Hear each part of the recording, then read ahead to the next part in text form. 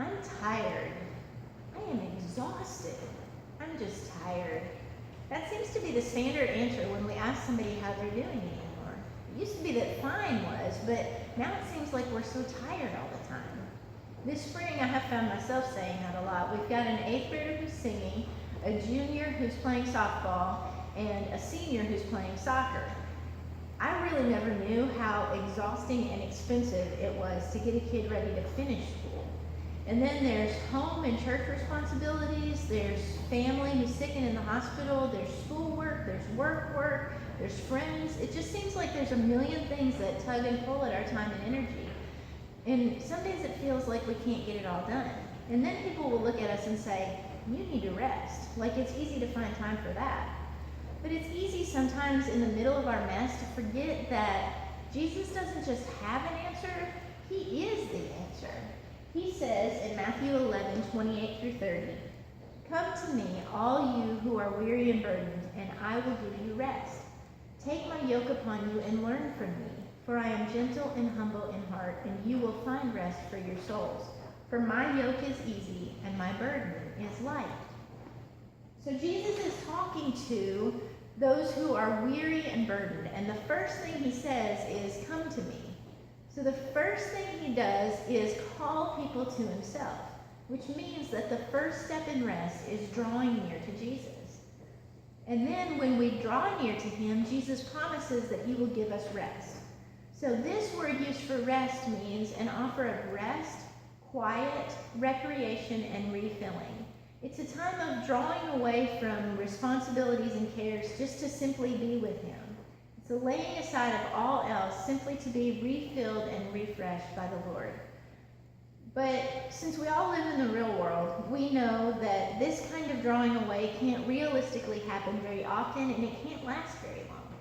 But Jesus has an answer for that as well. So the very next thing he says is, "Take my yoke upon you." This is a beautiful picture of mentoring and learning, of having our burdens shared. You see, when a farmer yokes 2 oxen together to do work, he will take a bigger, stronger, older, more experienced ox and hook them together with a smaller, weaker, younger, less experienced ox. So this smaller one will go where the bigger one goes, do what the bigger one does, and finish the work that the bigger one finishes, but he won't have carried the load. He's just along for the experience, so he's learning, he's growing, he's participating, but he doesn't have the weight of the responsibility on his shoulders. This is what happens when we're yoked together with Jesus. We learn that our work can be accomplished much easier and better when he's in control. And as he says in verse 29, he is gentle and humble in heart. And in verse 30, his yoke is easy and his burden is light. He will teach us and grow us in a way that is soft and moldable and caring. He doesn't beat us down. He builds us up as he molds us more into his character as we go. So what happens when we submit to the yoke of Christ? Verse 29 ends with the words, "You will find rest for your souls." There's 2 really important words in this sentence. The first is find. And the word used here means to find out by inquiry, to learn, or to discover by experience that a person or thing does a particular thing. So when we're yoked together with Jesus, we find that he truly does make the work of life easier, and we learn how to do it better when we do it his way. So what's the result of this? Well, it's the second kind of rest. The rest found at the end of verse 29, and the word used here means rest or inward tranquility while one performs necessary labor. So this is a kind of rest that happens while we're in the middle of all the messiness of life. It's the kind that gives us peace regardless of our assignments or circumstances. And it's the kind of rest that we can only learn by drawing near and being yoked to Christ and following him alone. You see, at times we are so weary and burdened that we have to, it requires a time of drawing aside and being refreshed and refilled without any worries or cares or responsibilities. But those times bring us back to a place where we can step back into life, reattached to Christ, learning how to experience his rest right in the middle of our mess. These aren't easy lessons to learn, but it's an easy place to live once we submit ourselves to it.